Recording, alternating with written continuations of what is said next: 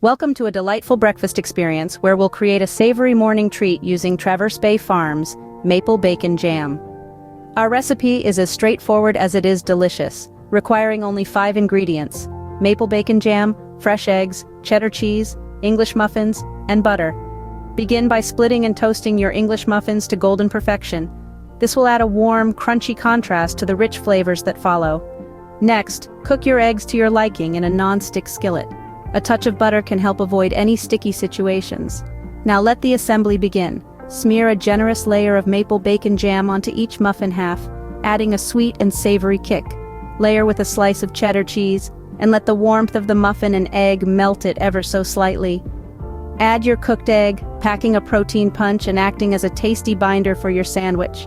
For those who crave that extra richness, a thin layer of butter on the muffin top will do the trick.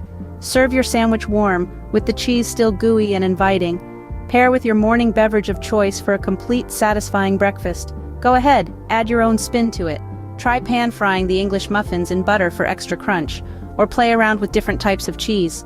Remember, the star of this dish is the maple bacon jam, so don't hold back.